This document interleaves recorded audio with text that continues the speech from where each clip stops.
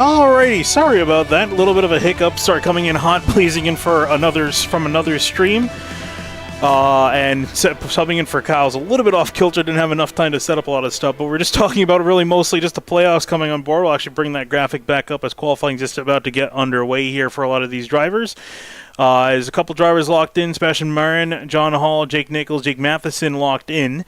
But Connor, you were talking about it before the stream started. He needs to be here to make sure he's locked in. Yeah, he needs to be here to make sure he's locked in. He also has to make sure he has his audio up. It's also very important for anyone who ever does iRacing have audio up. But Finian's intro was great. Don't worry about it. But yes. I actually nailed it compared to last night, but I'm so sad. I accidentally had to mute. I had to reset something in OBS to get it working. We're all good now. That's the important part. But the problem is for the drivers not safe. They're going to be maximum stress tonight for sure. Marin, Hall, Nichols, Matheson are all locked in via wins. Schaefer, Knoll, Beckner, Venable, Weishart, and Bappy are locked in on points. Daniel Day is plus 44, mostly good. But after that, it's all chaos. Ricky Springer, only 4 to a good over Jeremy Miller. Then Casey Lakatos, Patrick Moose, Pacey Wygen, Garrett Grant, Justin Anasogak, Ware, Shear are all right there within striking distance of pointing in. It's possible Edward Shear, 20th in points, might not even need the win tonight to make it into the playoffs, but everyone 21st on back, or at least there's 4 drivers or so that probably or almost certainly need to win their way in at this point. Eric Wineland is 13 back of 20th place. He will need to almost certainly win. Gary Waterworth, Julian Valadez, JT Poole, same situation. Those are drivers who are going to be racing with everything on the line and nothing to lose tonight. John Hall, on the other hand, he's pretty much all good. He's just going to be trying to get the best finish possible without any of that stress that goes along with it. Coming across the line to complete his first lap. And first and only lap, I should say, for him. He's off. Actually, no, he's starting his first lap. The ATV was lying to me. It showed him already with the 1 next to his name. When you go across pit exit, you'll cross that line, so it's probably ATVO being tricked. So you do only get that 1 lap officially. JT Poole is one of those drivers that theoretically, at least as it stands, maybe could win his way in. It's tight. He would need more starters. He's 40 points back of 20th place, and with only 35 drivers, going to be tough. He might need more starters, but at this point, he's going to be going crazy for the win anyways, as he'll go below the yellow line. That is legal in qualifying, not during the race, for setting a lap. 54.973 puts him pretty close to the top, 3rd on the timing sheet. Jeremy Miller is a driver. He timed in 3rd. He is a driver who's right on the cut line points-wise, and it's going to be pretty important for him to have a good run tonight. Yeah, Travis Beckner in the 28 machine. He is coming to the start-finish line. I believe he's also starting a lap. In 28, he's off and away into turn 1. Another one. He's had a very interesting season across all area races. 3 or 4 wins in the Pro Series. Winless currently in the other 2 series. Did not make the playoffs last night. He is all good tonight and will be right now seeded 6th if the playoffs started tonight, but there's a lot more on the line at this point. He's going to be one of the more aggressive drivers at the front of the field tonight, trying to stay in the lead draft. Whatever teammates he can get up there with would be very important for him as well. Ryan Swansea, him in the number 20 machine, working his way on through. Actually, want another driver that is starting a lap. Man, it's really hard to tell the drivers that are actually on a lap, but here's Travis Beckner, who we know is on his flying lap. Across the line for the 28 machine. It's going to be 54.948. That's good. Decent lap. Should put him in 2nd place. Actually tied with John Hall. Yeah, just barely. Just freaking ties. I don't know how. It's so crazy that they happen at tracks like this, but they certainly do. As he's going to go top of the board, but it looks like John Hall is going to get the tiebreaker over whatever iRacing deems is that tiebreaker. Patrick Moose was right there as well, just 1,000th off, so all those 3 really good single truck speed, about 100th over Jonathan Evans, and Jonathan Evans back in the field, a winner at Daytona earlier this season, not eligible for the playoffs, but trying to sweep the super speedways this season, and he starts at the front. Mason Kane just tied the other 2 as well. They all ran 54.93s, and Mason Kane's gonna get at least it looks like he's going to get the pole from that. It looks like he's going to get it. And this I had to throw up Travis Beckner. It was just having a laugh there and seeing 3 people tie there for pole position. But as he end up ending the session here as we transfer over and just take a look right there and read it and weep. 3 people there tied for first on the timings as far as it's concerned, and then Patrick Moose 1,000 off of that to extremely close qualifying here. Going to come to an end. It's going to be Mason Kane that'll be taking the pole in his 31 machine. That's going to be an important start. He just needs to get something going for this season. For Mason, it hasn't really been the season he wanted, so it's good for him to be able to start near the front of this field at this point in the season, and he's usually good at super speedways as well. But also you got Beckner up there who has nothing to lose. John Hall up there has nothing to lose. It seems like everyone's racing with nothing to lose tonight for different reasons. The guys locked in the playoffs, they have nothing to lose, everything to gain. For the other guys, it's pretty much the same thing, but a lot more stress one side compared to the other. And taking a look at some of the points here before we head green here, taking a look at the team standings, very close. Connor, probably not to your liking. At least at the moment, it's currently looking good. You just team's taking the lead. Currently sitting first, but just 11 points ahead of second place.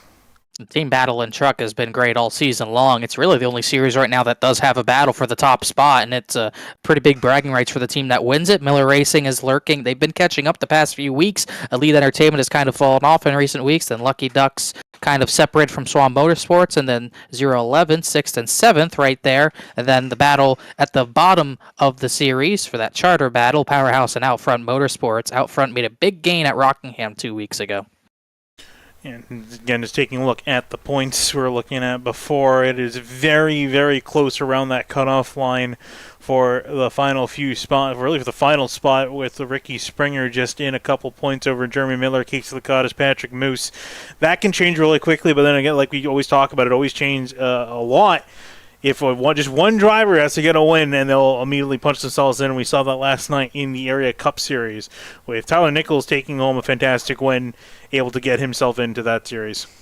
And one thing I found funny, that last night, Edward Shearer was the driver who got booted out of the playoffs by Tyler Nichols winning. Tyler Nichols was 20th in points going into that race. You look at this standing sheet, where is Edward Shearer Jr. located? 20th in points. So I would say those drivers around the cut line, superstition, but you just never know how this race could go. It's always been sort of wild. It is Talladega, after all, but we've had at least one repeat winner at this track in seasons past. Ryan Hartz went back-to-back. Ryan Swan is in the field tonight. He has a victory here, as does Cameron Hearn, and Travis Beckner is our most recent winner at Talladega. Jonathan Evans, our most recent winner at a Super Speedway. He won a season opener by just a little bit over Jake Nichols at Daytona.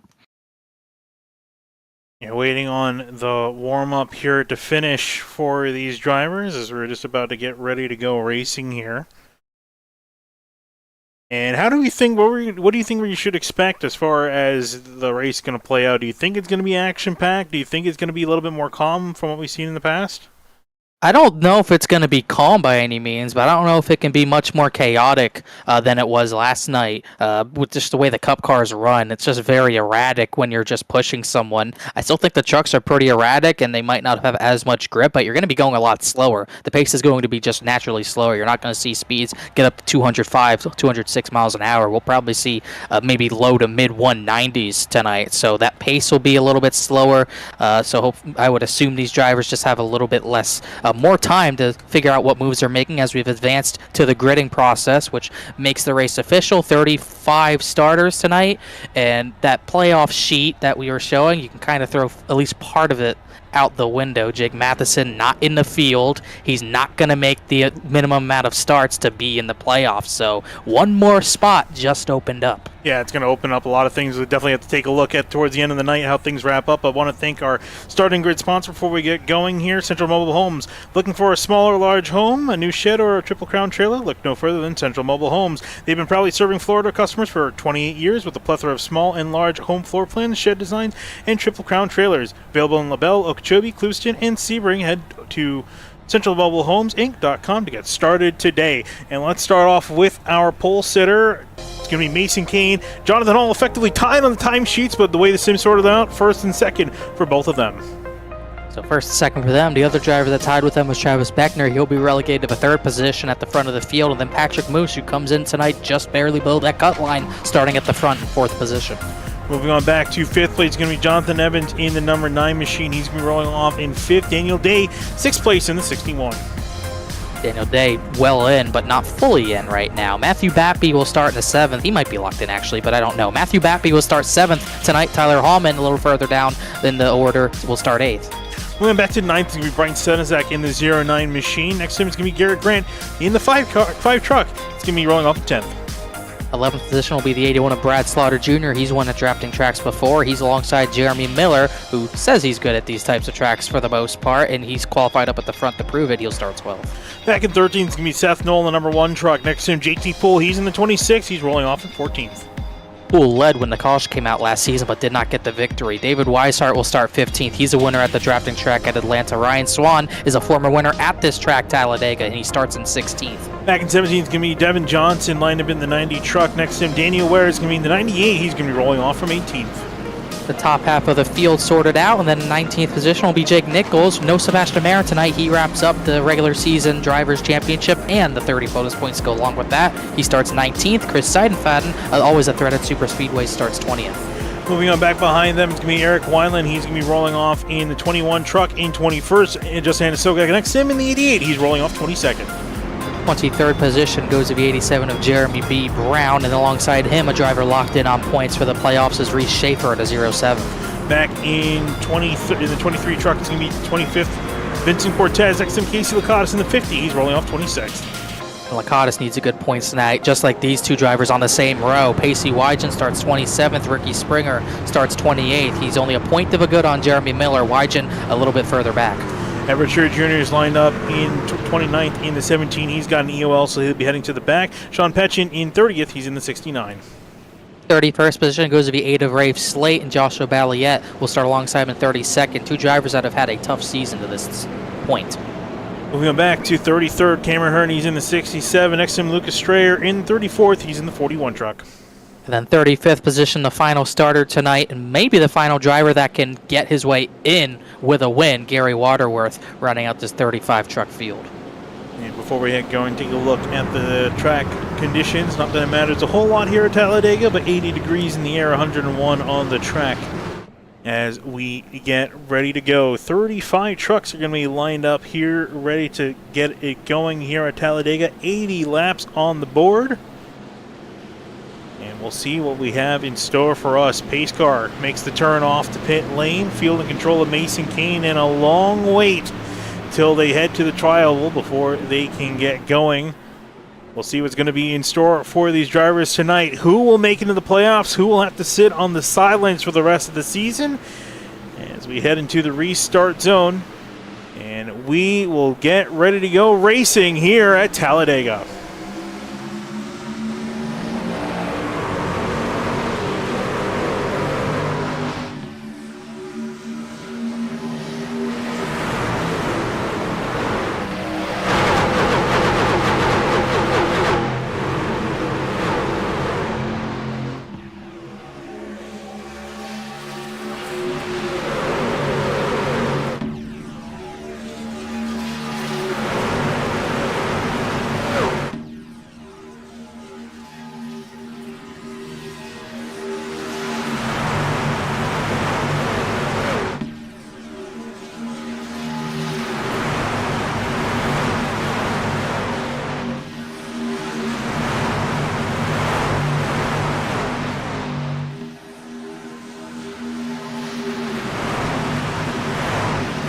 Field rocketing to the start-finish line. In the lead, it's Mason Kane with a push from Travis Beckner in behind. Jonathan Evans, he's leading on the top lane with a push from John Hall in behind.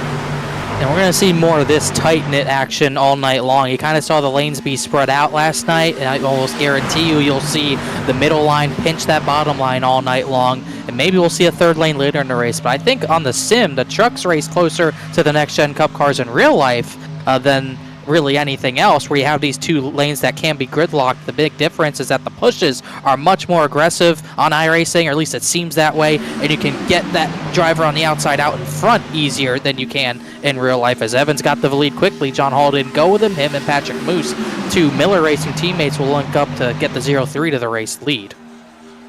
Trying to make it work. Patrick Moose trying to push on the outside. Get the run going. It'll be John Hall that'll lead the second lap. Notably, looking down the order, I saw one driver out of line dropping down with Seth Nolan, the one. He decided he wanted nothing to do with what's going on in the front. Going to try to play cautious early on here. Kind of what he did at Daytona, ended up biting him because pretty much everyone wrecked at Daytona. We got a wild crash because of it. Looks like Brad Slaughter Jr. can't tell if he was trying to go to the front or maybe just testing the waters or trying to drop back. He'll get back into that second lane. A track like Talladega, it's very wide, but once those 3 lanes get clogged up, you're not going to find a way to the front without probably ruffling some feathers, as you're already starting to see some drivers try to make their way to the front in a short amount of time. Casey Wygen started at the back of maybe 9 positions further back than 18th position, already shoving JT Poole, trying to get that third line going, but really no run, as there goes the 33 of Weishart up the track, pushing Brad Slaughter Jr. Couple drivers trying to make a third lane work. We're gridlock double file, and here we go, 3 wide. The 81 leading that charge. As you mentioned, Weishart giving him the shove, and I think I just saw Nichols in the 73, I think, move up to the top. Is he in the 73 in the series? Yes. Okay. Wanted to double check that. Jumps to the top, and we'll give him a shove. JT Poole in behind them as well. So there goes the third lane. Here we go, 3 by 3 wide. And if this is the end of a race and we're coming to 5 to go, if you're 20th on back, if you're in the 09 situation, or excuse me, Eric Weiland situation or Danny Ware's situation, you're pretty much done. You're not going to get to the front with these lanes clogged up unless you try a 4th lane, which I don't think I've ever seen work on iRacing in a long time at least. So you got to be at the front when it matters the most. Track position is going to matter a decent amount here. Not as much as other tracks, obviously, but you still need to be at the front when it matters. And also, you got to avoid the crash that's inevitable. You have to avoid the inevitable crash indeed, and we're curious to see though if we're going to get some green flag pit stops. I mean, obviously it's very early on. We're only on lap 5, but something you have to keep in mind. Last night didn't get a chance to see that happen. By the time we got to the end of the stint, a caution that can't come out, so never had the chance for that to be a factor. Always can be a factor here. You got to keep that in the back of your mind and just kind of keep going. And you see quite a few drivers near the back just kind of hanging out, letting things roll, but they're a lot of drivers near the front, still 3 by 3 wide. John Hall at the lead on the bottom. Jonathan Evans in the 9, he's pushing from behind. And the 31 Mason Kane also on the bottom there, tucked on. Yeah, pretty much everyone who dropped to the back did so correctly, as we still have 3 lines working their way out of turn number 2. 34 of 35 drivers in this main pack. The only one not able to keep the draft there on the initial start was Cameron Hearn, who's already about 11-12 seconds behind the race leader.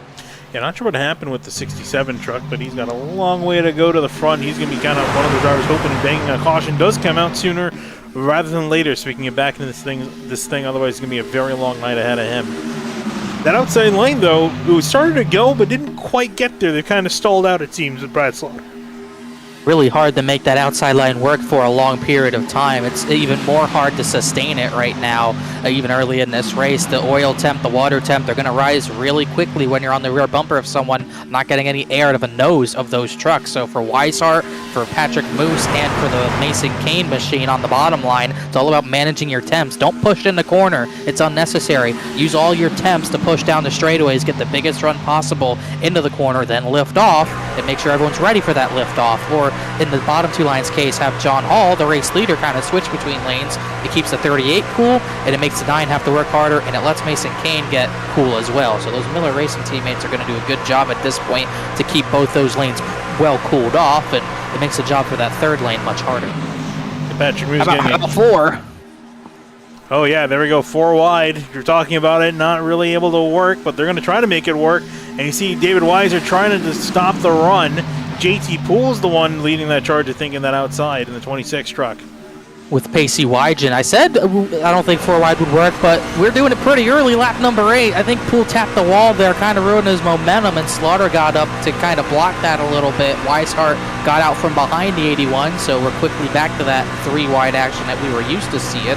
Patrick Moose has gotten to the lead in front of John Hall, meanwhile, with Daniel Day now leading the middle lane. JT Poole, smile on his face, having a lot of fun back here in traffic, although at the moment starting to lose out some ground as they drift further and further on back into traffic, back in 18th now. But we mentioned Patrick Moose taking the lead as he's come down from the middle lane ahead of John Hall. Daniel Day now in the 61, he is leading that middle lane. He's got the 62 of Tyler Hallman in behind him, trying to give him a shot. And he's in a pretty good spot right now. Without Jake Matheson, it opens up another spot, which means it kind of gives him at least one extra point, the case Lakatis, but it's all about just finishing this race decently well. As long as he just finishes this race in a decent spot, he has nothing to worry about for his playoff hopes, and doing a good job right now. He's been consistent all season. That's why he's in this position, up close to the battle for top 5 as he has to readjust himself. Goodness, I hate those sliding chairs. If I ever had to race in one, it'd be really tough because you could see the adjustment he had to make in his seat in the middle of the corner at Talladega. You don't really like having to do that. I feel this pain because I also race in a office chair, which is not ideal, but you unfortunately got to work with what you have. And yeah, it's tough, especially, and I'm surprised he actually went to go readjust to mid-corner because, like you mentioned, it's not really where you want to do that. No, definitely not. There's a little bit of action in the back. I think Slaughter and Weishart are...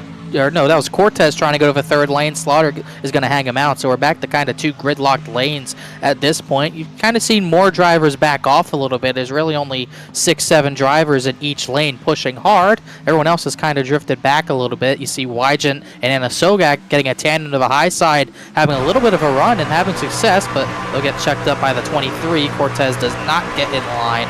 I don't think he had a hole there anyways. Looks like Slaughter went back to that third lane at the same time, further up ahead.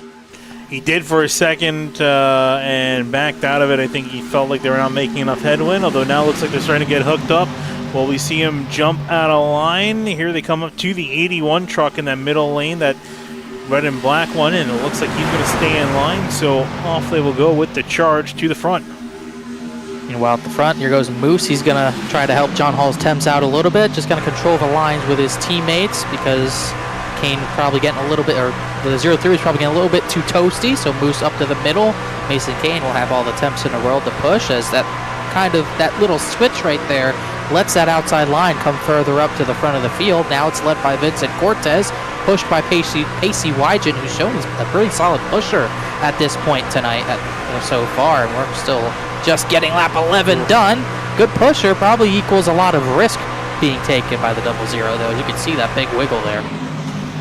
So everyone get a little bit squirrely there as Moose will dive down low. That puts the 31 Mason Kane in the middle lane, and it's Daniel Day up on the top. Whoa! Gets the door slam shut on him. That was Day who went to the top, actually. I was about to say, now he's on the top side. He came up in front of Vincent Cortez.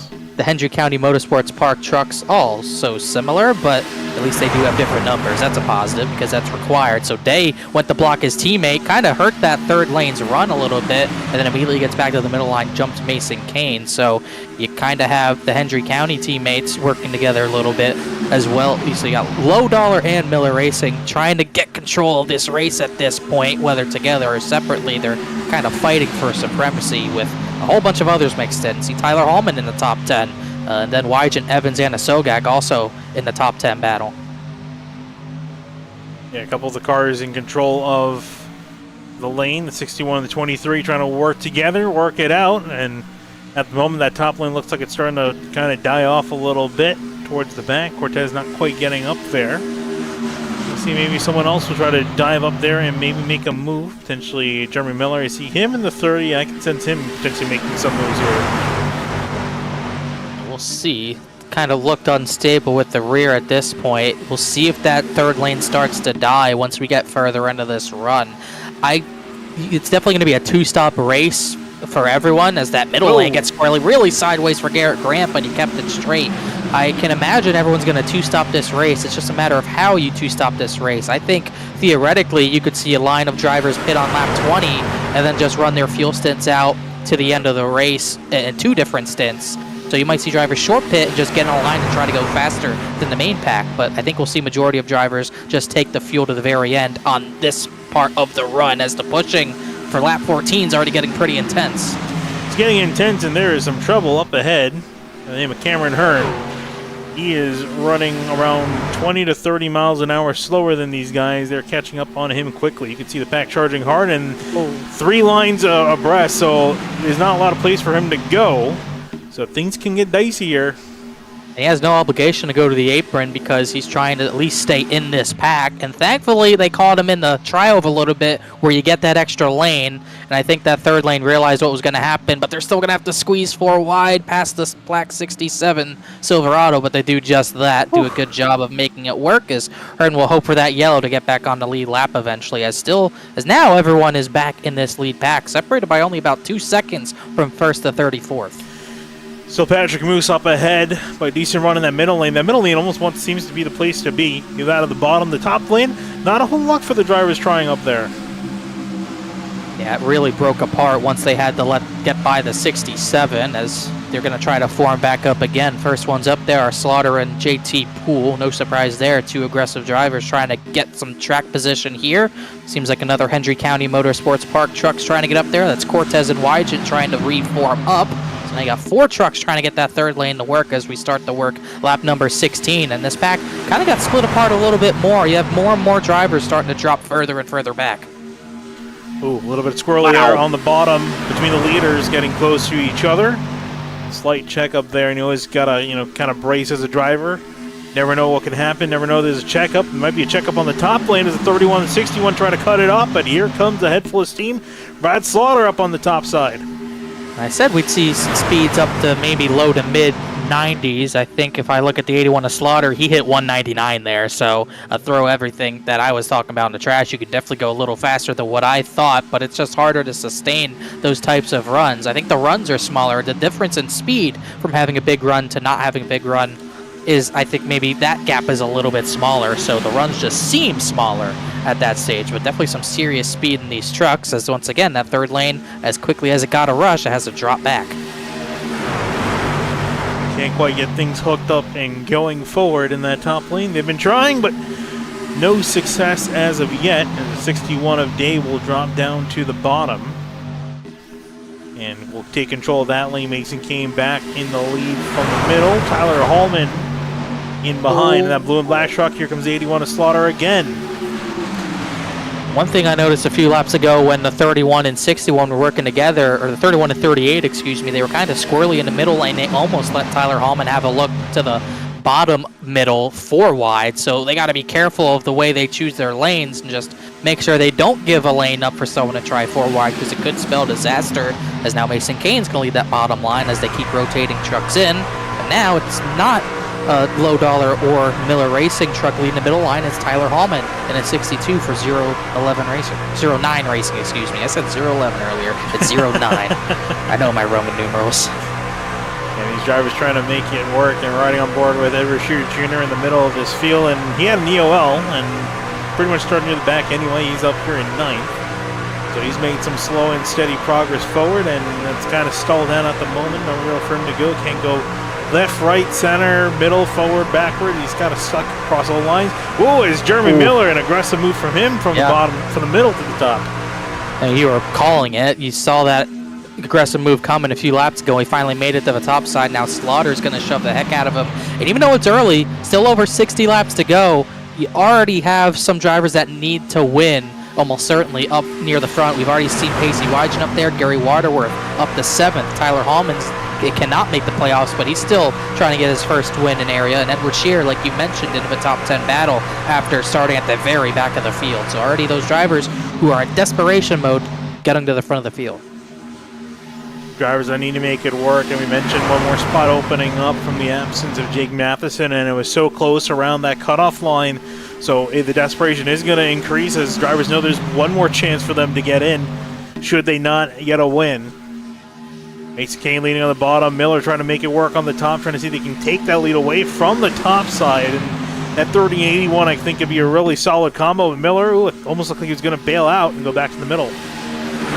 I think he thought about it and it kind of checked up that top lane. But what I'm starting to see is that seemingly visible tire wear. You're starting to see the rear of these trucks jitter a lot more as we get 20 laps in this run. We're well past halfway on a fuel run here at this point, as now Miller's going to commit to that middle line, give Slaughter some air. But I'm starting to see those pushes. I don't know if they're getting more aggressive, but I think they're just getting more out of line because of the tires wearing out and just not having as much overall grip as the 3 wide gets tight for second position.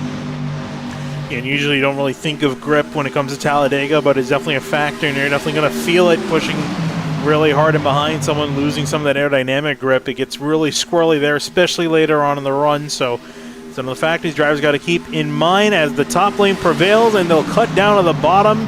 Look at that, a fantastic move from Brant Slaughter and JT Poole, and Poole's not done yet. He's going to cut to the bottom to try to take the lead away. And now Poole's going to try to get up with Mason Kane, Daniel Day, and a few others, and maybe work with them a little bit just to get this track position as Slaughter and Miller get to the middle line. Slaughter got down there, Cortez could not. So now you're down to 5 trucks in that high lane, including Jake Nichols, Sean Peachin, and Ricky Springer, who's also in that cut line battle with the 30, 20, 30, and a few others there. He's trying to make his way to the front.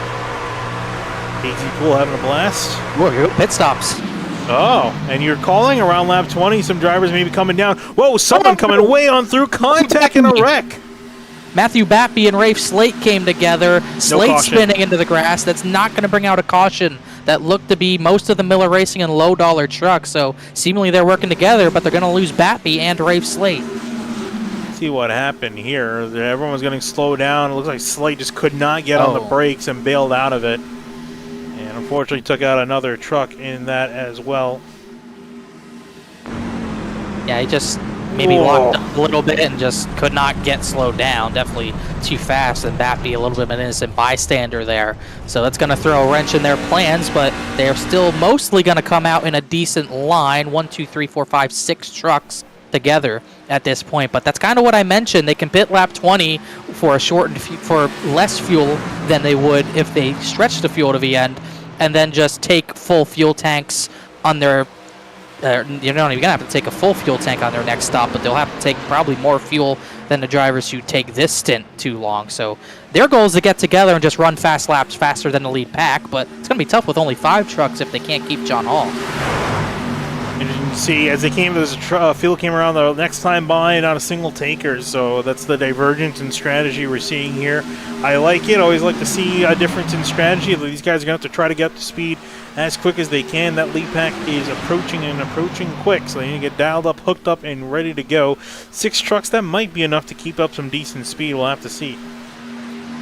Yeah, they did slow up to get John Hall back in, so they'll have as much of a line as they could have had with about 5 or 6 trucks. Day, Kane, Moose, Beckner, Evans, and John Hall. So Jonathan Evans kind of snuck in there. I don't believe he might be part of their Discord, but definitely not on those teams, but he will link up for that strategy. I'm sure he thinks it could get him to the lead, but it doesn't matter if this doesn't go green. We got to remember that for sure, as Vincent Cortez, Jeremy Miller, Jake Nichols, Shear, Waterworth, Hallman, Senesac, Peachin, all still in this battle that's still 3 wide. Yeah, I think that's going to be the big thing, that second group that came into pit. They're going to be hoping the lead pack is constantly fighting and jostling for position. That's going to mean that them being single file, they might be able to ike something out. And actually, really, this time by will be the first big telltale, as they're not actually fully in line. But we'll see what the lap time was last time by for Mason Kane. It's currently showing the speed already. The time off is a 49.9 for him for the leaders. 49.9 as well. That was all by design, though, when Daniel Day dropped out. He was leading that line. The driver who was pushing him, which I assume was Mason Kane, his engine temps got hot, so what Daniel Day does, he gets out of line and lets that line by, and then the driver at the back of the line, John Hall, he lets Day back in so they don't lose too much time. That's how you have to do that when you're in a small line like this. That's how you get the biggest runs possible and the most speed possible. So if they execute that to perfection, they're going to gain a lot of time on this lead pack, because even when they didn't look that formed up, they were still a touch faster than that lead pack. This time by Mason Kane across the line, 49.96 for him. And then looking to see what the leaders can do here. JT Poole leading the charge. Across the line for the 26 with the lead pack, it was a 50.0. So that group, they're maintaining and slowly hiking away. So it's starting to work in their favor. They need a bit more of a gap, but so far so good. And they're going to switch Mason Kane out, so Patrick Moose now leads. Hall collects him. That's how you do it. We saw that in the Cup race last season when things got spread out. The lead line did that exact thing, and it made them pull away even more. So that's the strategy that they're going to use, and if they can perfect that, they will kind of look like Storehouse Racing did like 6 years ago at this point. Plus, they're going to gain another truck in Matthew Bappy once they lap the 89. Take a look at Eric Wineland in the 21. Gray unmarked Ford Taurus, not Ford Taurus, sorry, Ford F-150, wrong series. Wrong era as well. Completely. But he's rocking up there on the top side with a charge. He's leading there, and he's got to push him behind from the 51 of Ricky Springer. Yeah, I was just noting Shearer really cut JT Poole to get to the bottom there, as Ricky Springer doing a good job pushing the 21. They're getting to the front three wide action. Looking at this pack's times, 50.1s, 50.2s for the most part. That other line, that time I ran 49.7s, 49.8s, 50 flats. So definitely a little bit faster at this point. That's what they're going to want to work out for. That's what they're going to want to work in their favor, is that happening, especially when the pack is three wide like this. Wineland's still trying to make a move. And in the middle there, Bryce Senezak also making some inroads, starting to make a move to the front. Making it work so far. Have at least a few new players in there after the departure of most of the front runners. As Shearer gets a big shot left from the 09 of Senesac, who's just trying to get a win from this season, where he has not been full-time this season. Same thing goes for Vincent Cortez, pushing JT Poole on the bottom line. Not full-time this season, just trying to get a win out of things, as he has had speed this season, but in his limited starts, not a lot of luck, as that third lane once again starts to fade with only 4 trucks up there, including Case Lakatos, who's another driver in that playoff cut line point. You can see the outside lane starting to dial pretty quickly. Support leaving Eric Wineland, so he's going to have to jump back in line. There he is, 4th truck on the outside line. And back to 2 lines they will go. And I think the lead pack need to realize they need to somewhat organize themselves. Otherwise, big picture-wise, they're going to be losing out to that second group. They've been hiking out a little bit ahead more and more lap after lap.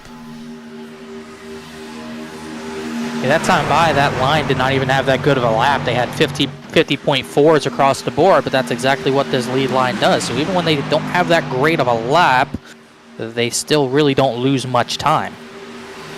You see him pulling in the middle lane, pulling out just to make sure he doesn't accidentally side draft the leaders and slow the pack down as a whole. And then, like I mentioned before, John Hall being the doorman in this group, letting everyone back in to continue their push forward.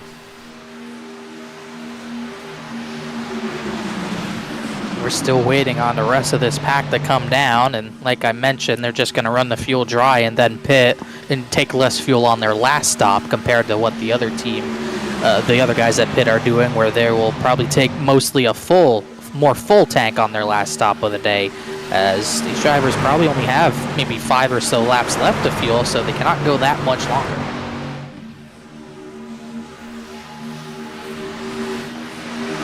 There's the gap, really. There's the second group off and ahead, and then there's the gap, pretty much an entire straightaway back to the leading group. And the big question now is, when is the leading group going to pit as they start to get more and more single file? Looks like getting that single file, we got to have. There we go. Yep. I smelled it. A lot of trucks. A lot of trucks. Got to make sure you have an early stall. You get down. You got a few drivers sideways, but wow, that's a lot of drivers up pit. And no contact yet, but it's not over quite yet. And this is not really the ideal group you want to pit with, as Schaefer cut across Senesac to get into his stall. Balliette missed his stall in the 7 truck further back, but this is not the group you really want to pit with. You really only want what the Low Dollar and Miller Racing trucks did, which maybe 5-6 trucks is kind of a sweet spot. Otherwise, you're going to lose a lot of time just trying to get filed in, as a few drivers missed their stalls there. Yeah, Holman is going to miss out on the 62 truck. If he was taking tires, he better cancel it, get some fuel he can, and get back out there. Otherwise, he's going to lose out. JT Poole will lead this pack on through. Then Ricky Springer, Vincent Cortez, as the second pack are going to come flying by. There they will go. And you can see the lead that they've developed. And few others came down. Oh, Sean Peachin and Pacey Wygen into the inside wall on pit entry, and Justin Anastogak. 2 drivers close on points. The 88 and 00 had pit entry issues there. Let's see what happened here. Not too many pit in this group, but I think they came in a little too hot. 69 around, and the 02 went around by himself. 2 separate incidents. And Anasogak right there ended up hitting the 00, some damage to the nose of his car. Big mistake. Gonna take them almost certainly, you would think, out of their pack, or out of any pack in total, as that pack that came off of pit lane, the big line, really got spread out and not formed up. that line, that 6-truck line, definitely pulled away from them as Anna Sokak, Wygen, Peachin just pull off a lap down, and they're almost certainly not going to link up with any other line. But at the very back of the line of trucks that pit is the line of trucks that haven't pit yet. Miller, Knoll, Shear, Wineland, Jake Nichols, and Gary Waterworth. 6 trucks here who have not pit yet, have kind of come out at the back of maybe a draft line, so this could end up benefiting them if they can get a big run here. And here they are coming out of turn 2.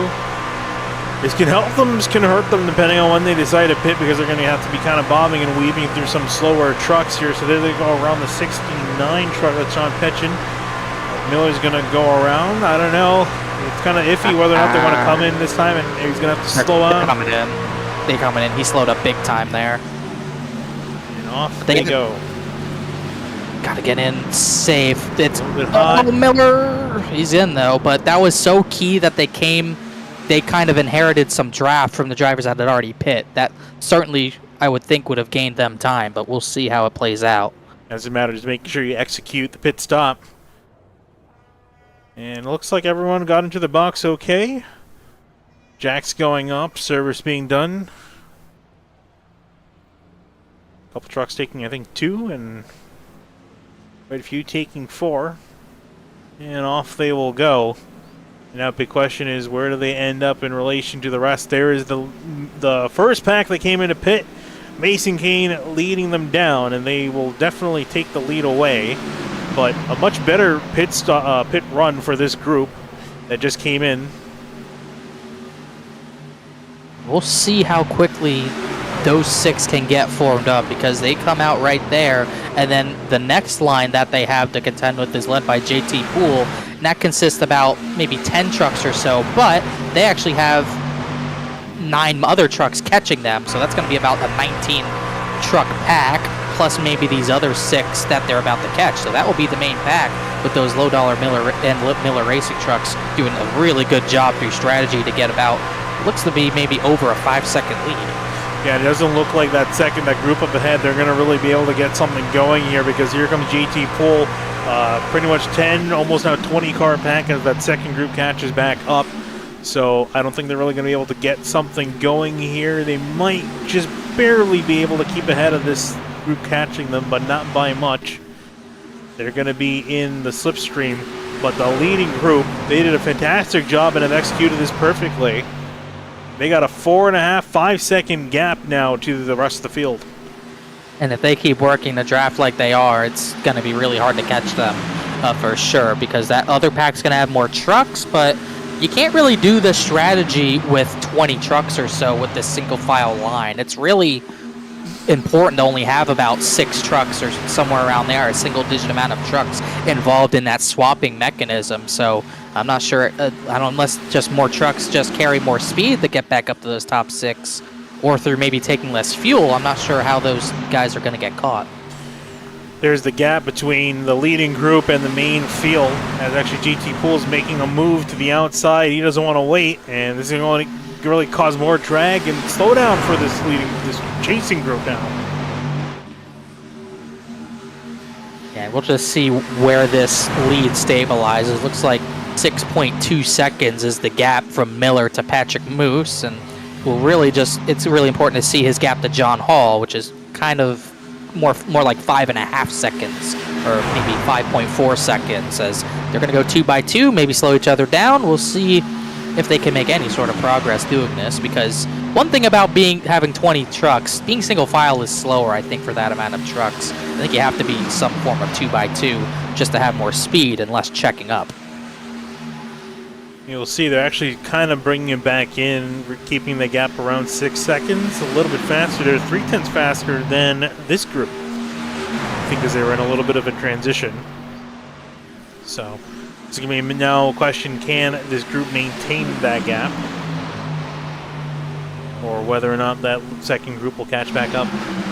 The worst case scenario for them, I'd say worst case scenario for those 6 is that they do get caught, because it kind of hurts their strategy a little bit. Because they're going to have to, I would think, take more fuel on their final stop of the day than everyone else who waited long. As also another line that did not work out, Pacey Wygant, we saw the pit road incident with Peachin and Anna Sokak, or they've formed up, the 00 and 69 have, while they've kind of found Jeremy Brown in the process. They've also gotten by Matthew Bappy, who's now 2 laps down after his pit incident with Rafe Slate. Rafe Slate out of the race after that. Yeah, this Cameron Hearn, the only truck a lap down in the field. Actually, Bappy's 2 laps down. Hearn, the only one lap down. So he'll be getting the free pass should a caution come out. And at the moment, odds are pretty low, I gotta say. Yeah, but they're never zero at Talladega. Especially at Talladega. They're always like a minimum 20 at Talladega, it seems. The probability for a caution, as it looks like Miller's going to get up in front of Knoll. I think they're just trying to figure out what they can do to catch that line of 6 up there, as they ran 50 flats up there last time, and this main pack maybe a 10th or 2 behind that, so still losing at this point, not making it work. We'll see what it is this time by. It looks like 50-point flats from majority of that line, so better job this time, but that line of 6 did 49.9s in 50 flats, so still not really able to make inroads. Out of the back, I see someone popping out of lane. That'll be the 23 of Vincent Cortez, trying to get something working on the top lane. He's followed by the 51 of Ricky Springer. I will see the 45 of Chris Seidenfeld, who I haven't really talked about a lot. This race is followed by Justin Anasogak, who made contact with the 00 of Wygant and on pit road after that little kerfuffle down there. Bappy was kind of off strategy because of the contact with the 8, but it seems like Vincent Cortez, even though he's also on that team, he's gone a different route and gone with the main pack just going longer and taking less fuel on their last stop. So for the most part, he's the odd one out, sticking it out with this pack, as at least at this point, the gaps have mostly stabilized. That gap from Evans to Miller, or the race leader to Miller, has stayed 6.2, so they're doing a good job at least managing a little bit, but the catching might not be possible. The big question is for the leading group now, when do they come in for stop number 2? They're going to stretch this fuel as long as it goes, take the minimum amount of fuel possible to make it to the end, just to get less time on pit lane and just get out and get in line as quickly as possible for sure. The risk of this strategy is they obviously have that 6-second gap, but the risk of this strategy is they'll have to take more fuel than the main pack for sure. And it's possible that those drivers in the back might only have to take maybe a can of fuel possibly instead of 2 cans. So we'll just have to see how that ends up playing out, because that difference in fuel, taking less fuel, might end up making a big difference at the end. It might bring these packs together. Making some good inroads the last lap, caught up by 2 10s, and look like they might catch up another 10th or 2 this time by. So, this double file is not hurting them that much. I thought it would hurt them more, but looks like, and you're talking about this before, going too wide, it might work out in their favor. Eric Wineland leading that top lane. He's followed by Seth Nolan behind, then GT Poole, and on the bottom it's Jeremy Miller, then Ed Shearer Jr., and Jake Nichols. And that lap, whatever they did, they got to do it again. They gained a lot. The gap was 6.2. It's now 5.5. So if they can keep doing whatever they were doing there with that 2x2 action, they need to sustain that. Keep it going. They're making the inroads they need to. Much to the dismay of the leading pack, who I think was in the middle of shifting over drivers. And there goes another change. Patrick Moose brought back. Daniel Day back up to the front in the 61 truck. They're all going to lead laps, that's for sure, except John Hall, who's just being the catcher of the group, so he doesn't get to lead any other laps. Everyone else just kind of gets to take a spot in the conga line, while John Hall just watches everyone go through the conga line. So it ain't much, but it's honest work for the 0-3. The gap still kind of coming down, 5.2 that time. Found something work out, and it's working out great. Jeremy Miller leading in front. Yeah, it has something to do with the leader just kind of switching lanes, I guess, so both lanes can have turns pushing and no one has to lift, and maybe it reduces checkups. But Miller going top to bottom out of 2 and 4 per lap, seeming to make at least some sort of difference here, although he won't get down this time. Weiland will have to do the dirty work. No, but you're definitely onto something there with drivers switching and cooling off each lane, and you have a whole line of drivers ready to go each time you switch, so that definitely can work out in their favor. This time by, I think the gap switches back into this group's favor. Certainly did. 5.5. Oh, caught in the wall! Jeremy Miller got into the wall! They're crashing in that second line! Brad Slaughter spins and the caution's out, and Miller, right on the cut line, is totaled. Yeah, car heavy damage here. First caution of the night. The 30 of Jeremy Miller, who we saw in the lead. Take a look at what happened here. I'm assuming this was off the nose of the 21 truck. Oh yeah, it's a bad push. Into the wall he went. Ooh. Oh, and then the 81 got spun right there. That actually almost wouldn't have been a caution, but the 81 got sideways enough to trigger it. Tyler Hallman barely missed Miller, who I don't know if he had no control because of the hit or what, but finally got on the right rear a little too much, turns the 30 into the outside wall, and Slaughter's ready for it.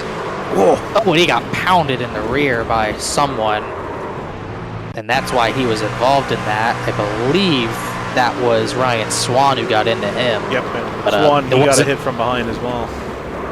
But that could have been a lot worse. Maybe it was Danny Ware involved in that one, but could have been a lot worse. It only ends up really being 2 or 3 trucks involved, but really big points implications for the 30 of Miller, who with Matheson not being eligible, he came in tonight 1 point to the good over Casey Lakatos. And those playoff hopes are almost certainly over unless somehow that thing can stay on track with a broken right front suspension. But what that does do is really reset the field in an awkward situation, because we saw the main pack able to go, drivers who kind of stretched their fuel to the very end. We saw them go about 33 or 34 laps. We'll see what Miller did because he pit the latest. He pit pretty much on lap 33. So we're right on the fuel number here at this point with this yellow. Yeah, I was going to say, I wouldn't be surprised to see everyone come on down. If you can eliminate that one stop, that's going to be huge here, because if you're going to pit, you need to pit in a pack. You can't just go off by your lonesome. So a lot of drivers, looks like they are not willing to risk it. They want to be on the safer side of things and will come down to get some extra fuel. Maybe not the tires, but at least some gas in the tank. Yeah, it's going to be interesting to see what strategy, if drivers want fuel and they're just going to hang at the back, or the drivers will want, or if they want track position and try to control this race to the end. But I think at this point you might need some fuel saving, as Cameron Hearn finally gets the gift he was waiting for. He avoided that incident. He's back on the lead lap. Looks like Matthew Bappy's going to try to take the wave around to get one down and just hope for another yellow. Still in a hole here, as Waterworth, who needs a win, comes out first. Then Shearer, Beckner, Kane, John Hall. But I'm almost certain pit stops aren't done. You'll see a lot of the field top off. Yep, so they will take the lead, and as you mentioned, Cameron Hearn, blessing for him just over halfway through the race, and will be able to get his lap back, and he'll also get the chance to pit. That's also the really big thing too, is that you can't really risk trying to stay out to get that lap back, because you may have to pit. But as field catches up, you continue to pace. I want to thank our replay sponsors. We've seen a couple of them tonight. Henry County Motorsports Park. Racing's back at Henry County Motorsports Park. Join us on September 14th to see UMP Open Wheel Modified, Street Stocks, Factory Stocks, and more. Tickets are $15 for adults, with discount prices for seniors, teens, and kids ages 5 and under are free. Come to see racing at the southernmost dirt track in America, located in Clewiston, Florida, off of US Highway 27. Visit henryracing.com for more information. And also, because I have a feeling probably not going to get a whole lot of cautions, maybe a couple here and there, but I want to thank also Elite Entertainment. Add some life to the party this summer with Elite Entertainment. Located in Bowling Springs, South Carolina, Elite Entertainment provides some high-quality band production to entertain at any location, including karaoke, single, which is music bingo, and more. Visit linktree.ee /Elite Entertainment LLC for all contact info.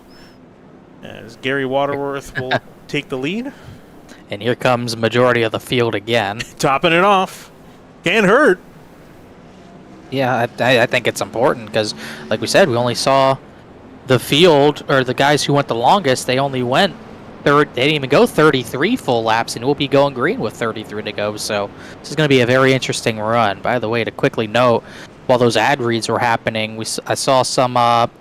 Slaughter and Nichols just had contact at pit lane a little bit. But I was going to note Daniel Day had some contact with the inside wall under a yellow because his wheel disconnected. So 61 truck has some damage to repair.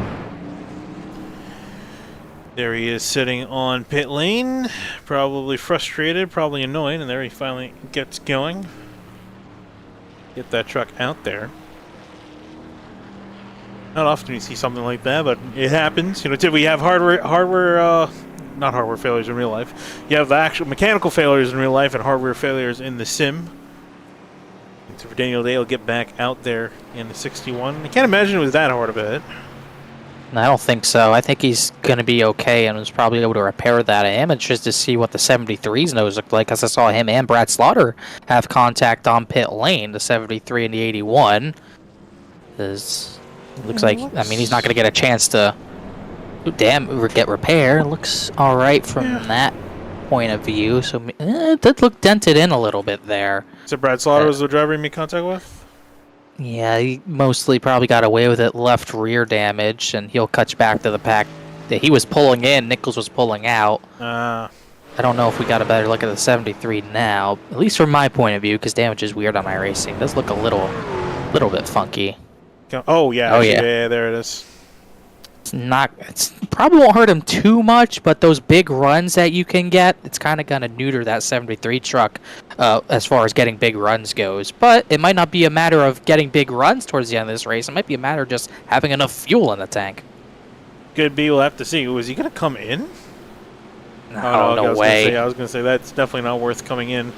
We'll see though, as Gary's Watersworth will bring the field back down to green. Beckner, Kane, Hall, Moose, your top 5. We go back racing here at Talladega.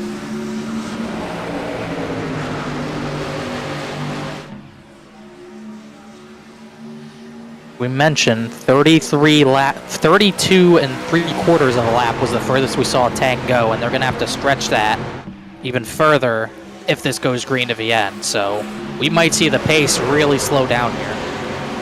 Could see drivers in fuel-saving mode, especially drivers that didn't pit a second time under that caution. We saw quite a few drivers top off on fuel. Pretty much the entire top 12 stayed out. They didn't feel like it was worth it enough. John Hull looked like it was going to go by. It was lonesome to the outside of Travis Beckner, but Beckner will stay in second place in line. You can notice the full single file line. That's because of how many people topped off. So really only 6 trucks on the second lane, led by Travis Beckner, who will get back to the lead over Gary Waterworth. And we'll see if anyone tries to slow down the pace from the race lead. Earlier, before we got green flag pit stops, the lead lines would usually range from 190 to 194 at the front of the field. Right now, we're going about 185. Yeah, we're not seeing a whole lot of drivers jump up to a second lane. A couple of drivers in the back look like they're trying to maybe make some forward progress, but it'll take a little while. But I doubt we will see it be as aggressive as we saw it in the first run. I could be wrong, but I do feel like we might see more drivers be a little bit more conservative at this point in the race. Is going to look like an actual next-gen Cup Series race where everyone's slowing down and we see 2 wide, 3 wide, and it looks like racing when it's really fuel-saving. Through the trial will it go near even like for Beckner and Hall? That's for example right here. The pace right there, that lap. The real pace before pit stops of this pack it ranged from really 49 8s and 7s to 50.2s and 3s. And that time by, the pack ran 51 flats. So the pace is already around a second off of what we were seeing at full speed. Riding over Travis Beckner. Camera shifted to the closet. You don't get a view of the driver of the 28's closet very often. Yeah, there's not much in there. He's got the fan tower in focus in the middle of the screen. He's the coach in behind, keeping him cool, keeping his driver cool. Jonathan all slides in front. I think he has a spare Central United shirt in there. I think that's all that's in there. As we see Justin Asokak go for the race lead on the second lane. Oh, hello. And you could see the pace difference of the driver saving and the driver's not, because Chris Seidfeld and and Sean Peaton are able to tandem past everyone to get to the battle for the lead. Who not quite able to get clear, though that's the issue. I think they might have to drop back, starting to stall out and lose momentum, and you imagine that 45, he's going to have to start worrying about his engine temperatures. But yeah, these are the two of the drivers that came in, and like you mentioned, they're a little bit less concerned about the fuel saving, so they're trying to see if they can maybe scrap the lead, or at least insert themselves into the top few positions, but doesn't look like they're quite able to do it. And you can see pace just being controlled as they're going to get another burst of speed in the straightaway. See if these drivers at the front want to push a little harder. And the 69 left him out. That's super speedway racing, unfortunately. As side fan, he could get down to the middle because he's not doing it. Gave him, but he didn't do it. I don't think he realized until it was too late, so we'll see if he can get in anywhere. As Anna Sogak's now going to go for the race lead with John Hall and Travis Beckner, JT Poole now behind the 69 and the 88. Anna Sogak needs to have a really good point today to get in without a win. Sean Peachen just looking for race victories at this point and maybe not looking at the fuel gauge. Yeah, I was going to say, well, if anything, I think Chris Seinfeld, it's like the Telltale Games, he'll remember that for later when push comes to shove, because Sean Peachen just left him out to dry. This is the funny part, because it's not like he's really being hung out. I mean, he's still 3 wide there, not falling back. That's how slow these drivers are going. Oh, there he goes. They ran 52 flats last time by as Jeremy Miller rejoins the race looking for points. He's going to need a wreck at this point as Weishart now slots in the second, or excuse me, he's going to slot into about 5th or 6th position. Daniel Day had a little bit of contact there at the back of the field, but this is all games at this point. Everyone's trying to control the pace at the front of the field. No one really wants to lead the field for the most part, but at the same time, we do see those drivers trying to control the pace at the front while also saving the fuel that they want to save. So it's a really weird game because everyone's trying to control the race without actually controlling the race. Yeah, you don't want to be in the lead too much long as well, because you're not doing any fuel saving. You can try to slow things down as much as you want, but whoa. Sidefan's gonna. Well, we got people pitting. So they are not. I'm shocked by that. I'm shocked by that as well. They can make. Like I said, I thought the fuel was close, but they are not confident that they can make it. Seidenfeld, Weishart, Poole, Swan, Senesac, Slaughter, Jeremy Brown. This does cover. You know what? It's not the worst strategy when you think about it, because they'll be able to go full speed to the end of the race. They'll gain on the main pack. Well, they're just taking fuel only, so they won't even be that far behind. And if a yellow comes out that they don't cause, they might be able to cycle up to the front if anyone has to pit. You also have the same thought when I had it as well. I was going to say that because the leaders are running nearly 2 seconds off the real high pace, these guys are going to pit. They're going to get out there and they're just going to go full beans. And if anything, it's going to put more pressure on this pack, because now they can't just ride a fuel save the entire time, because that second group has a chance of coming back at them. This gets interesting. I love it. I love seeing strategy like this play out.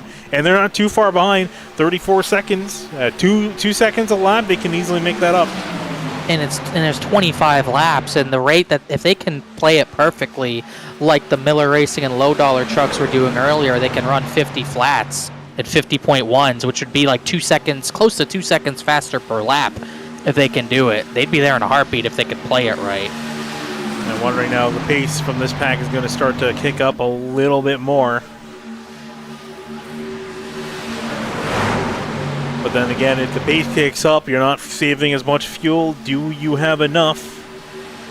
It's in the air, and we're going to check this time by and what the lap time difference is going to be and how significant that is.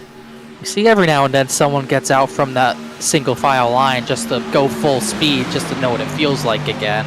And the Sogak's leading this line here in a 51.4. So the pace did pick up a little bit more there compared to what they were running, as we'll see what that line of pit stops does. That's most of the David Weishart Racing trucks that pit, but Cameron Hearn, Jeremy Brown were in there as well.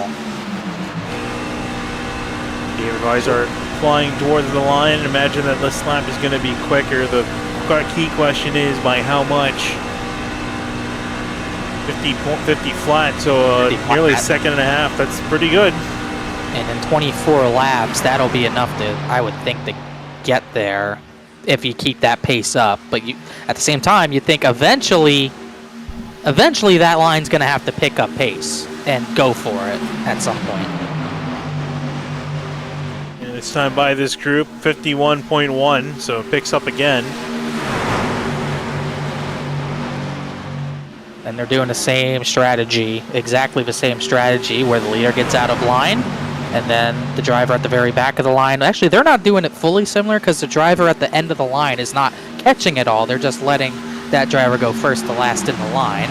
Last time by, lead line did 51.1s, though, so they picked up the pace even more. Weishart's line will be running 49.8s, though, so that's still about 1.2 seconds. They need more than a second a lap at this point, which they did, but they got to sustain it. They got to sustain it. Obviously, the big question here is, can this group make it to the end at the rate they're going at? It's the looming question. So I can't imagine. It's interesting because I don't know how much Jake Nichols, Seth Knoll, and those guys saved during that run to go 32, coming to 33 laps. So I can't imagine it takes that much saving. A couple of the drivers that have drifted on back and are in fuel saving mode. And I think this is really where you got to also pay attention to the drivers in the back of this pack. They're just riding out. You know, kick your legs up on the dash if you didn't have to have them on the pedals, but they're just kind of coasting back here. They're not pushing, modulating the throttle here and there. So if anything, they might have enough to make it if that second group doesn't catch back up. But you always got to get up to those top 3 lanes before they get too clogged up. You don't want to lay back too late and then just not have a lane to go to if you're Eric Wineland or Ricky Springer, Casey Lacadas, Balliet, etc. So you got to be making sure you're going to put yourself in a position to get towards that front as this lead line once again starting to gain some steam. They ran about 51 flats. They actually ran majority 50.9s that time by. And that line in behind, they're crossing the line right about now. They ran 50.3s and some 49.9s. Excuse me, no, 50.3s for the most part. So that was only about 0.7 of a second, 0.6 of a second, not what they need. It's going to be so interesting towards the end, but this leading group's starting to pick up more and more. I'm wondering if maybe a lot of them were saving, trying to maybe get into a little bit of a better zone, then they can push a little bit harder now and keep themselves moving forward. Justin Sogak will lead. To the outside lane is Danny Ware. I haven't really mentioned a whole lot about the 98 since the drop of the green flag. Having a solid run for himself, starting 18th and is up here in the lead. More 50.9s from the lead line. That time that second line only did 50.6s. That's not going to get it done with 21 laps to go, and they're still 28, 29 seconds behind. Yeah, they're slowly starting to run out of time. And every lap it's looking maybe like that might have been maybe too aggressive of a strategy to work out. Definitely a very aggressive strategy for sure.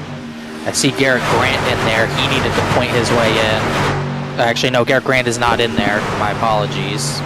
I think Ryan Swan is not in a position, so I'm not sure if anyone in that line was even in a situation where they could point in. I know David Weishart was already in. JT Poole needed a win. He joined that line, but that's about the only potential playoff implicated driver in there. Riding on board with Ricky Springer. He's got one hand on the wheel, very much in coast mode. The sheer amount of effort taken to wheel one of these trucks right in the one very strong hand, that is Ricky Springer's. Just coasting, waiting for his time to go. I just don't know who's with who at this point, who's in that single file line, if they're all going to time it to go at a certain point, or they're just going to be when one goes, everyone goes. Those lap times pick up more and more each and every lap. That time it was 50.6s, 50.7s. So yeah, more people can take a sip of whatever you're drinking. Just coast, still need some fuel, maybe save for a green-white checker, and then get ready to go. Last time by, that second line ran 50.1s, only half a second. It's not going to do it. It's not going to do it. Something's going to have to change here, and actually this entire leading group has almost gone out single file. There's only two holdouts. 5 of Garrett Grant and the 62 of Tyler Hallman. Otherwise, everyone else is single file here. This could end up working well for Garrett Grant if he can run at the front, get a good finish. He needed the jump 4 others to get into the playoffs coming in tonight. Wygant, Moose, Lakatos, and Miller. And right now, he's ahead of all of them. And plus, he's obviously leading. So, if he can win, who cares about the points? He won. As he's going to take his teammate out of the fight. As drivers to the apron at the back of the field, Vincent Cortez and Eric Weiland went to the apron. I think they got caught out by a checkup and had some contact. Whoa! Speaking of contact, 88 to the back of Hallman. They almost wrecked, but they'll go back single file. As Jeremy Miller gets lapped with his damaged truck. And now everyone's single file. We don't even have a second lane at this point. Everyone's going to go single file at this point in the race. Gary Waterworth jumped out of line. He's got nowhere else to get in at this point. Lakatos, Balliet, and one other truck at the back also just kind of hanging out there. And if you can jump the entire field doing this, great. But for the most part, getting out of line like that, you're just going to lose yourself a lot of time and a lot of fuel delta. As you're starting to see a 4-truck breakaway, as you'll see that time by 51 7s, 52 2s from the front pack. And that time, JT Poole leading the line ran a 49.8, 49.7s, but the gains are not consistent enough. Yeah, there's definitely some better runners in that pack. And speaking of that breakaway, you were talking about Hallman, Anasoga, Grant, and Ware look to be pushing away. And actually, there's some more separation back here. 9 of Evans kind of in tow, and then more separation to Waterworth in the number 2 machine. As everyone is just saving fuel, or at least trying to do the best they can to save fuel. Goes Anna Sogak. Now he's going to pull out a line and want to lead this thing. But he's not going to be able to get down in line, or at least it doesn't look like it. It looks like Hallman's, I mean, he's going 180 at this point. This pace is going to slow down yet again. See, if it slows down to 52 seconds, oh, look at that stack up. This is the issue when the pace slows down this much, you're going to get stack ups that could cause crashes. So going from like 190 to 180, that's going to cause a crash. So with Hallman leading this line doing that, these drivers got to be aware and they got to be careful. Here comes Lakatos and Sherry Jr. They're tired of waiting. They want to go to the front. They realized the stack ups were happening that bad, and it was like, I am not doing this anymore. I got to go. Shearer needs to win. Lakatos needs points, as they just ran laps a second and a half faster than the race leader in Tyler Hallman. Majority of the pack ran 52 3s that time by. That second line comes back, still monitoring their times. They ran 49 9s that time. So that was a big gain. That was about 2 seconds worth, 2.3 seconds worth. Gap is 23 seconds back to that leading group. They made up about almost 10 seconds since they came into pit. It's going to be awfully close to them. They need more of those checkups to happen, though, to slow this field down. As we start to get more faster and faster cars near the front, it looks less likely, but they finally get single file. This entire line of cars down to Reese Schaefer in 24th. And now it's a matter, can they tick off some good times? 50.7 that time by. And Lakatos got the lead, and then I think he realized, wait, I can't lead this race. Now he gets back out of line. Pace picked back up to 50.50 and 51.7s there. And Sogak goes back to the high line. Yeah, I have a feeling not many drivers want to lead this pack because they're all trying to save fuel, and guess who isn't saving fuel, and that's the one leading the pack. Now Shearer's in that situation. And Sogak gets back in line, and you notice it's the same drivers kind of rotating at the front of the field. You got Shearer, you got Hallman, you got Anna Sogak, but everyone else is just kind of sitting in line at this point, just not doing anything. It's 2013 all over again, as you get another 3-truck breakaway. Shearer, Hallman, and Grant. That time Lucky by Duck, 09. 51.5 for the leading group that time by. Here comes the second group, now 21 seconds the gap. They're making some good time now. Jeremy Brown leading. Cross the line for him. Felt pretty quick, 50.2.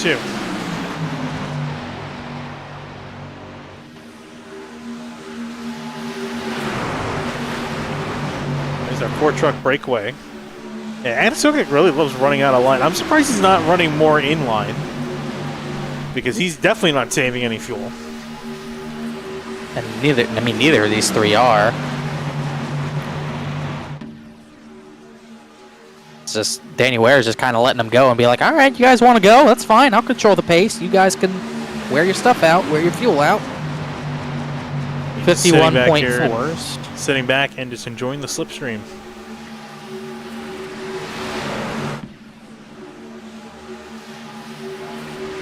Now it's just the waiting game. That's exactly what it is.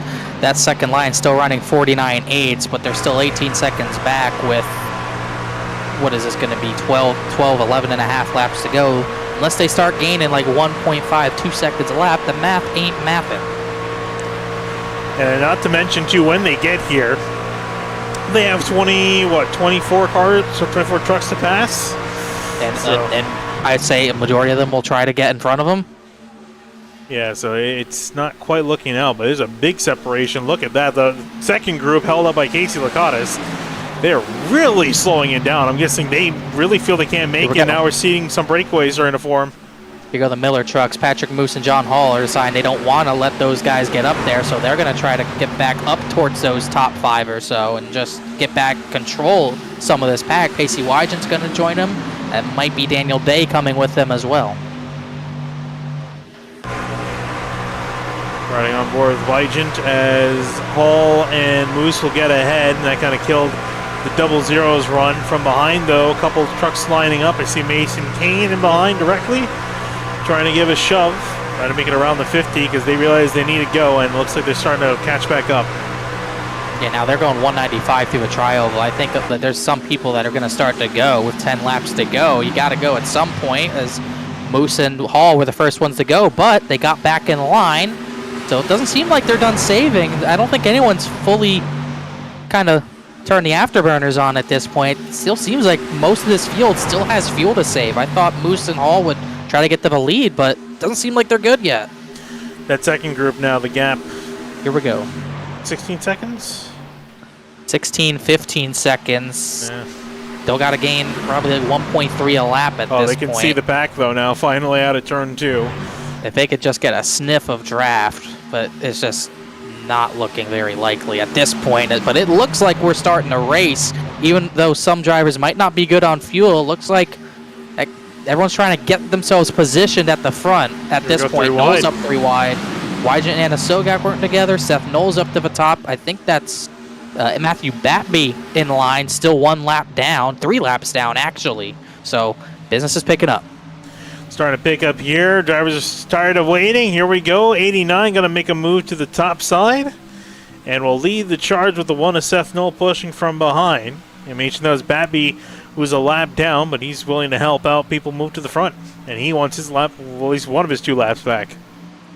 This is going to be interesting how he plays it, if he's going to try to get himself to the front of this line, or if he's going to try to keep that back line, that top line, maybe behind a little bit. But things are really stacking up. You can still see drivers at the back of this line not fully good on fuel, like Mason Kane starting to fade back a little bit. But guys like Jonathan Evans, Pacey Wygent, and Anasogak are starting to get to the front. I'm not too confident about the 88's fuel or the double zeros because they've been up the front the entire time as contact between Waterworth and another truck.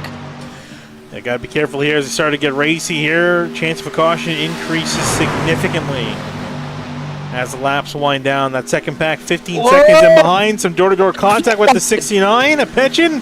That's getting dicey. No one 4-1. And they're still banging doors. Even through the corner, they're still hitting one another. They're 4x4. 2 or 3 lanes back. Shearer in the 69 and Knowles into the outside wall and crashed. There we go. Big crash out of turn 4. Wreck on the apron. This might not bring out a caution. Lucas Strayer, Tyler Hallman are involved. No, Ricky Springer on the playoff cut line is heavily damaged through all this. Oh, a couple slower cars on the track. One car stopped up on the track, but we're still green somehow.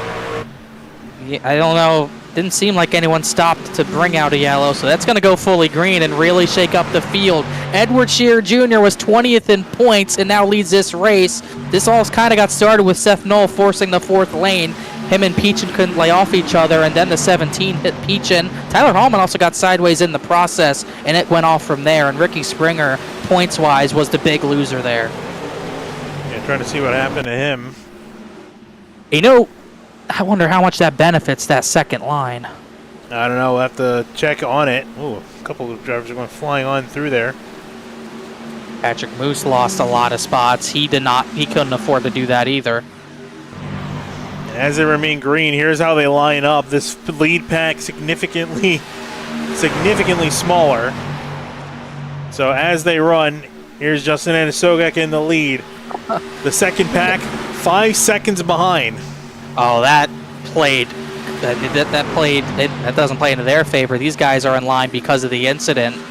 Still trying to look at what that line that Pitt was doing. They're still about maybe 13 seconds back. Oh yeah, you're right. Point. Sorry, they're further back. Yeah, sorry. I thought it was a second group. But look at what this done to the lead line. Justin Anisogak, he came into tonight below the cut line.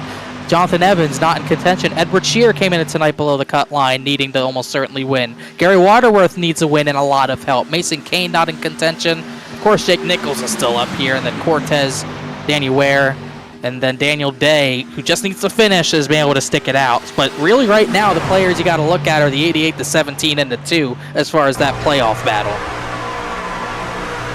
Riding on board with the 2 third truck on the inside line as the laps wind down. 5 laps to go. It is all heating up.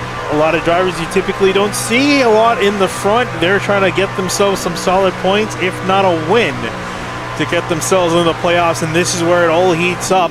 We didn't see the caution. We very much could see the caution during the next couple laps if they start to get a little too aggressive. And they're going to get aggressive. I don't know how many people, I don't think anyone in this pack is saving at this point. It's just all full send and go at this point, as we'll see who's going to make a move. I thought the 69 went 3 wide there, but not quite. I'm not sure, unless something happens, 11th on back will catch up. This might just be a 10-truck battle to the end. And here is that second pack. They're led by Travis Beckner in the number 28 machine, trying to make something happen here, but unfortunately, it doesn't quite look like at this point a lot is going to happen for them to get back up unless that leading group wrecks. And it got John Hall, Travis Beckner pulling out a line to try to work out something, some competition, but not quite working out. There's Eric Wineland picking up the 28. They're just not fast enough. I think they're still losing time at this point. Justin Anisogak is going to have to pit. He could not make it on fuel. He pits coming to 3 laps to go. I was pretty confident he couldn't make it, and that proves right. Who else is going to be tight on fuel? That is going to leave a big question mark. I didn't think we'd see anyone even dare try to come in. They're just thought they were going to run out the tank. But that puts a big question mark on the rest of the field, because quite a few drivers up here have been pushing, but there's also been quite a few that have been saving. It's going to get tight. It's going to get dicey here. I wouldn't be surprised to see a couple trucks run out on the final lap. Here was at the front a lot. I'm concerned about him, but guys like the 2 to 73, they were at the back for most of it, as were Mason Kane and Vincent Cortez and Daniel Day. I'm worried about Peachin's fuel conservation as well, but doesn't look like, we'll see if anyone pulls off this time. I'd be shocked come to 2 laps to go. I feel like at this point, just going to have to kind of cross your fingers, say a hope and a prayer as we come to 2 laps to go here. In this lead group, only 9 trucks on the lead lap. Jeremy Miller tagging along as well, 10 in total. Jonathan Evans will lead. And look, Jonathan Evans, one Daytona, trying to sweep the super speedways. What a way to do it if he can do it on fuel mileage. But he's got so many drivers with a lot on the line right behind him. So I'm Peachin trying to make something work up on top. Mason Kane in behind trying to give him a shove. That top lane doesn't quite look together. Looks like they're about to start single filing out here as they come out of turn 4. Here we go. Unless something happens in the next couple hundred feet, we're going to finish this thing out under green. Mason Kane trying to work around Peachin 3 wide for a second, but the white flag in the air. 1 more lap to go at Talladega. Evans just going to have to control whatever line gets to run, and I'm not sure if he can do that because Edward Shear at any point can pull out with help from Gary Waterworth and go for the win, and it's going to be tough to block two lanes at once. Here goes Nichols, second lane. Mason Kane blocked Cortez. He runs all the way on the top side. They're crashing down the back straightaway. They're all going to make it through. 4 trucks on the apron. Cortez saved it. They somehow all saved it, but Evans is still leading. When does Edward Shearer make this move? That's going to be the big question here. A couple trucks dying out in the battle. Here we go. Coming out of turn 4. Who's got the run? Mason Kane's got the run on the top lane. A push from behind from Daniel Day. Here we go. Into the trial. But was it enough of a run? The 2 in behind's getting the shove from the 73. Through the trial they will go. To the line of 17. Up and in the air. And it'll be the 9 of Jonathan Evans that'll win at Talladega. Wow. What a wild race. Whew. Goodness. How about that?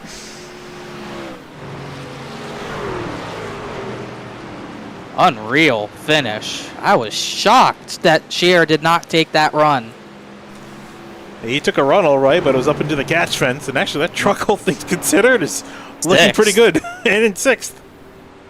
With all the people on the cut line close to it who finished poorly, I mean, we will see what the points shake out to be. But how about Jonathan Evans as he gives a celebratory tap, maybe too much of one in the case of Lakatos, sweeping the super speedways. I'm not sure if that's ever been done in the Truck Series history, but 2 wins, Daytona to Talladega. It's something so hard to pull off like that, trying to sweep at super speedways. Again, we always mentioned it before, it's the grand equalizer. But Jonathan Evans showing his prowess on these type of racetracks and coming in clutch here for him in the number 9.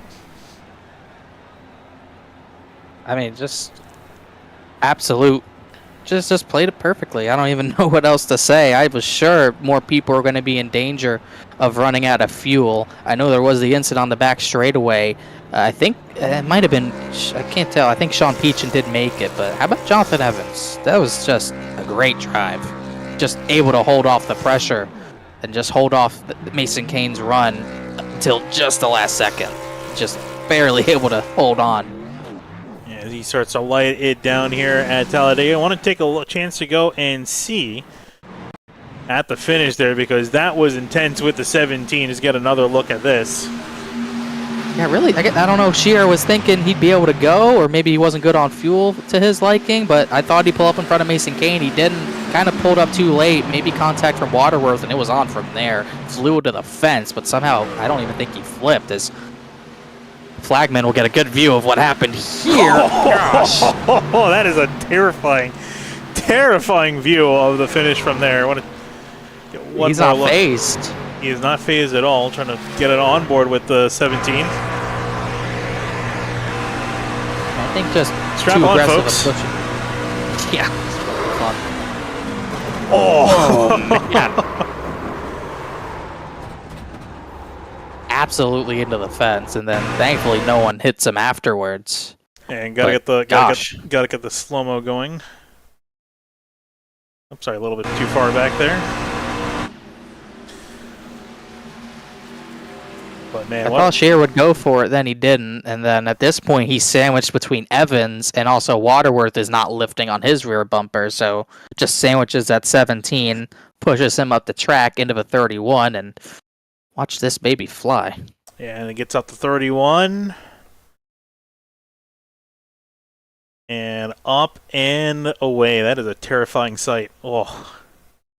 Back end probably ripped off from the fence, but somehow that truck did not go actually flipping and tumbling.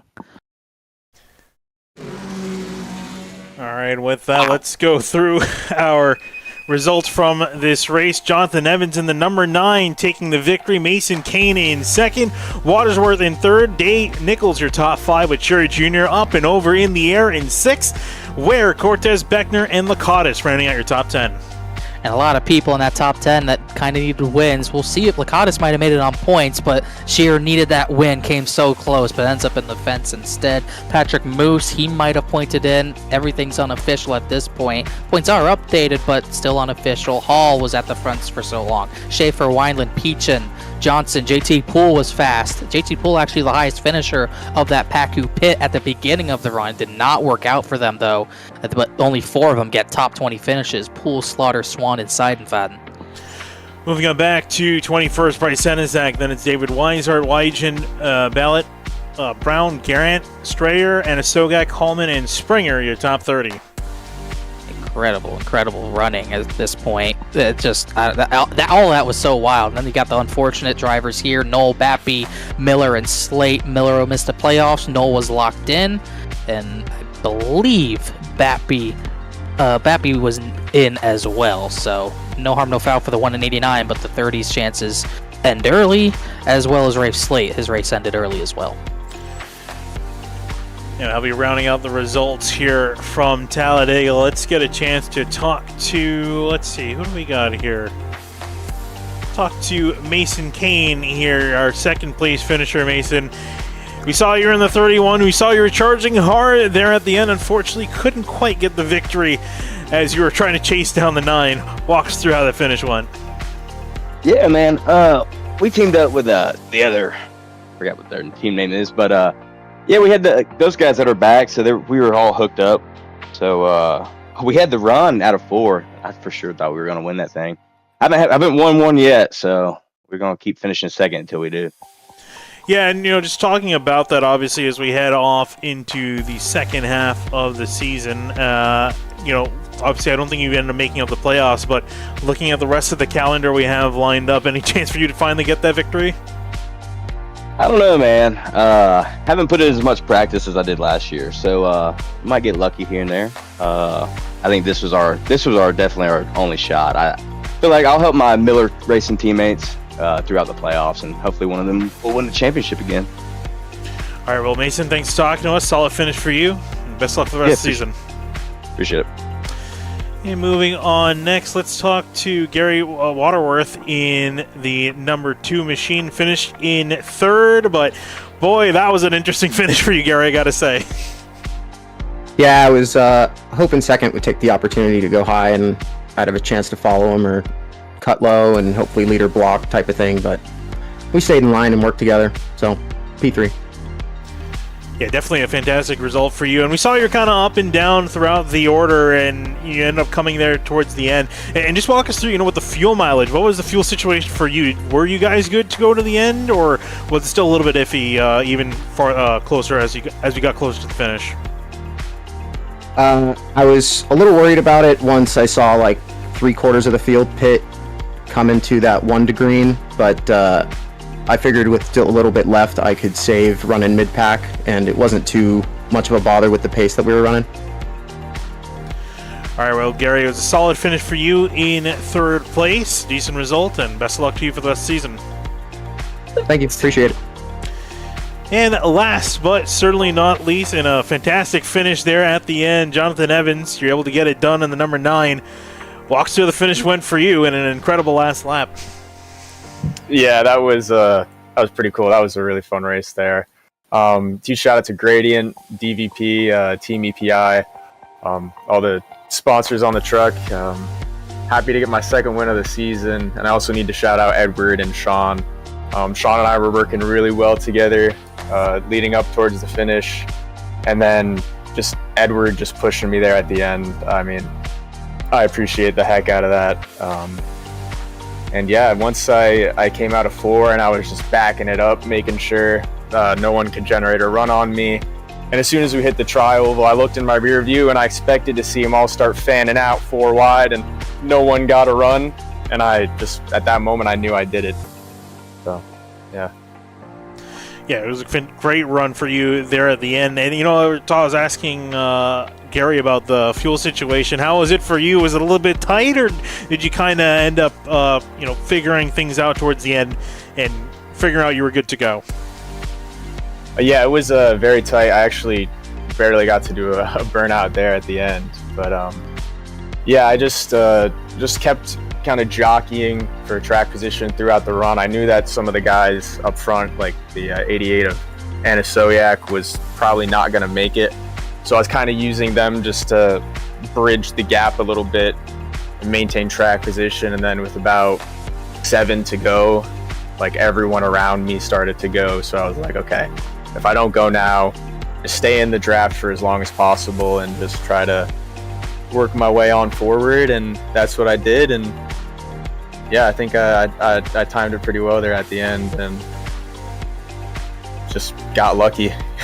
You have to be lucky. I can't believe I freaking won both the plate tracks this season. I mean, I should go play the lottery. Like, this is ridiculous. Yeah, we're talking about it. At some point, it just has to come down to some sort of skill at the end of the day, and you definitely proved it there on that last lap. So solid job for you, Jonathan Evans. Another win to your collection.